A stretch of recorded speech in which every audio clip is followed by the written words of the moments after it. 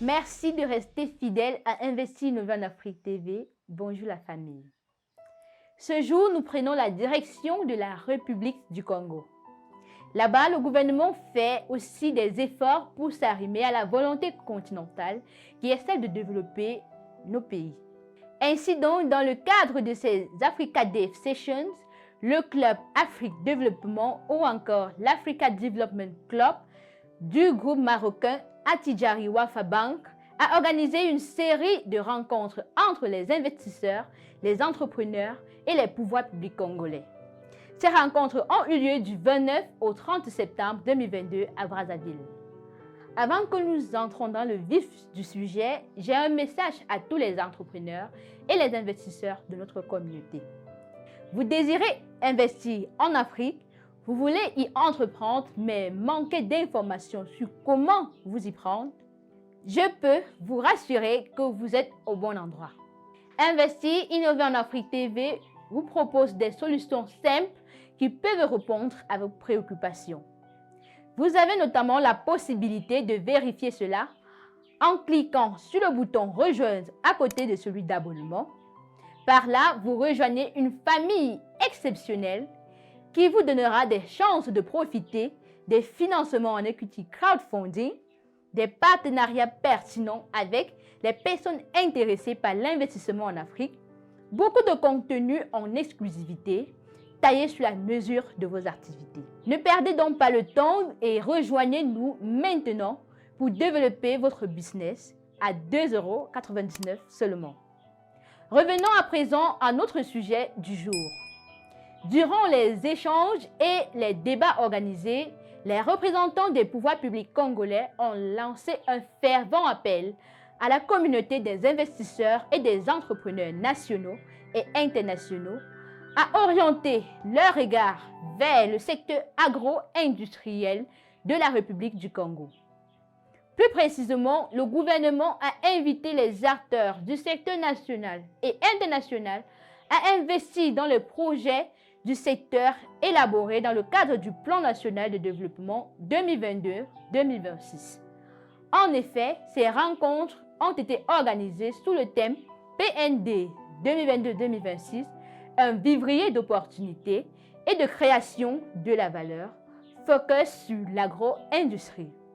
Elles s'inscrivent dans le cadre des missions multisectorielles du Club Afrique Développement du groupe marocain Attijari Wafa Bank. En réalité, ces missions multisectorielles sont des sessions d'activités consacrées à des débats, des rencontres d'affaires entre investisseurs et entrepreneurs, des rencontres de réseautage, d'échanges business to business, business to government, des expositions et bien plus. Ces missions ont pour objectif de répondre aux préoccupations des entreprises africaines, mettant en avant les thématiques économiques africaines, permettant ainsi d'engager des réflexions sur les sujets d'actualité en direction des acteurs économiques et des petites et moyennes entreprises sur le continent africain. Le Club Afrique Développement a été créé par le groupe Attijari Wafa Bank en 2016 avec la vision de rassembler la communauté des affaires, des dirigeants, des représentants des pouvoirs publics dans le but de dynamiser de manière pragmatique les investissements sur le continent. En plus clair, le Club Afrique Développement est un espace intercontinental de mise en relation et d'échanges consacrés aux opérateurs économiques qui ont l'ambition de contribuer au développement de l'Afrique à travers la mise en place et le développement des courants d'affaires et ou d'investissement. Au-delà de cet aspect de mise en relation des partenaires d'affaires à l'échelle continentale, le Club Développement Afrique a également pour ambition de donner accès à des informations importantes pour l'investissement en Afrique. Il possède notamment une base de données sur plus de 150 pays à ce sujet. Il offre aussi des formations pour les clients des services d'expertise dans le but de faciliter la réalisation des projets des entrepreneurs privés et les grands projets structurants des États. Sur le plan financier, le groupe Attijari Wafa Bank opère à travers ses filiales installées dans les pays ciblés. Au Congo en l'occurrence, il est connu sous le nom de Crédit du Congo. Au Cameroun voisin, par exemple, il est connu sous le nom de Société commerciale du Banque du Cameroun. Au même titre, il est présent dans une vingtaine d'autres pays, dont les pays européens tels que l'Allemagne, la France, le Royaume-Uni, la Suisse, l'Italie, l'Espagne, la Belgique et les Pays-Bas. Dans le cadre de la troisième mission multisectorielle, donc, le Club Afrique Développement était à Brazzaville. Pour réussir à répondre aux attentes de la communauté des investisseurs et des entrepreneurs qui s'est présentée, les représentants du gouvernement congolais ont assuré que plusieurs facilités ont été mises en place pour les accompagner. Bien entendu, ces investissements doivent être orientés vers le secteur de l'agro-industrie du Congo. À ce titre, le gouvernement promet une facilitation de l'acquisition des terres pour les cultures industrielles. Les facilités proposées s'appliquent également à la fiscalité.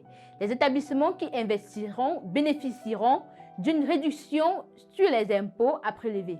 Ainsi donc, ils ne paieront pas les taxes au taux conventionnel, mais plutôt à des taux réduits créés spécialement pour eux. En ce qui concerne le plan des financements, les autorités publiques congolaises expliquent que les banques du pays sont ouvertes à toutes les sollicitations pourvu que les projets soumis soient bancables, susceptibles d'être financés par les investisseurs ou par plusieurs banques. Donc l'idée, c'est que les entreprises aient accès à l'information fiable et de première main, ainsi qu'aux banques de projets et d'investissement. Qu'ils aient accès aux autorités, aux responsables mandatés par le gouvernement du Congo pour justement apporter dans ce cadre des réponses à leurs préoccupations s'ils doivent investir. L'idée de ces Africa Dev Sessions était aussi que les entrepreneurs puissent faire des rendez-vous d'affaires entre eux en fonction de leurs intérêts et développent donc des projets, créent de la valeur et des emplois. Ainsi expliquait Mouna Kadriri, le directeur du Club Afrique Développement. Eh bien, chers abonnés, vous méritez bien de savoir pourquoi le gouvernement a insisté sur l'orientation des investissements vers le secteur agro-industriel du Congo. Mais nous parlerons de cela dans une prochaine vidéo. En attendant, activez la cloche de notification pour ne pas rater cette deuxième partie. Que pensez-vous de l'initiative de l'Africa Development Club? J'ai hâte de vous lire en commentaire.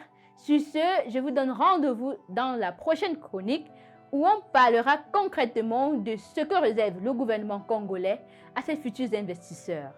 Likez, partagez, commentez et surtout, abonnez-vous à Investir Innové en Afrique TV.